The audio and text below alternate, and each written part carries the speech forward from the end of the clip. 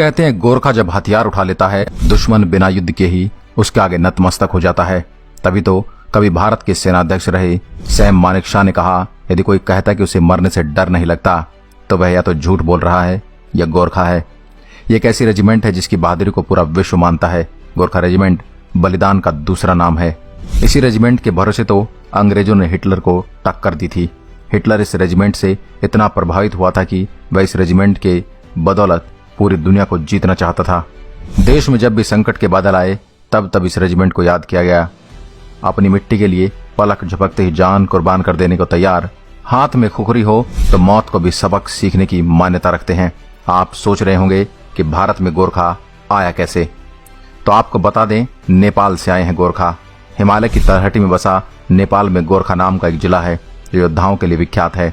गोरखा किसी एक जाति का योद्धा नहीं बल्कि उनके पहाड़ों में रहने वाले सुनवार, गुरुंग, राय, मागर और लिंबू जातियों में भर्ती किया जाता है। गोरखाओं को लेकर कहते हैं कि गोरखा जब अपनी खुकरी निकाल लेता तो दुश्मन का खून बहाए म्यान में नहीं जाता। गोरखा पलटन विश्व की सबसे बहादुर पलटनों में से एक है। गोरखा पलटन भारतीय सेना से 1815 से जुड़ी हुई है। 1814 से 1816 एंड्रयू नेपाल योद्धा में गोरखा सेना की लड़ाई की तरकीब और उन्हीं बहादुरी से ब्रिटिश इतने खुश हुए कि गोरखा को ब्रिटिश भारतीय सेना में जोड़ लिया गया। अगर आप ये सोच रहे होंगे कि गोरखा आर्मी भारत की सेना में है तो आप गलत हैं। नेपाली आर्मी भारतीय आर्मी की गोरखा रेजिमेंट के अलावा ब्रिटिश आर्मी का गोरखा ब्रिगेड भी अपनी बहादुरी के लिए मशहूर है। अपनी बहादुरी से गोरखा पलटन ने कई युद्ध जीते हैं, जैसे 1947 से 1948 में पूरी सेक्टर, 1962 लद्दाख, 1965 से 1971 जम्मू कश्मीर भेजी गई शांति फोर्स में गोरखा पलटन भी थी। गोरखा पलटन के लिए गोरखा भाषा सीखनी पड़ती है। ब्रिटिश और भारतीय ऑफिसर्स के लिए जरूरी है ताकि उनकी ही भाषा में बात कर सके। गोरखा पलटन के नियम अनुसार दशहरा पर्व पर भैंसों का बलिदान देने का रिवाज है और यूनिट के सबसे जवान सैनिक को यह अवसर मिलता है।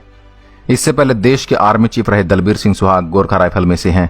महाराजा रणजीत सिंह ने भी अपनी सेना में स्थान दिया था गोरखाओं को। गोरखा रेजिमेंट को बहादुरी, अदम्य साहस के कारण आर्मी लड़ाकू नस्ल मानी जाती है, इसलिए गोरखा रेजिमेंट को कई सुविधाएं दी जाती हैं।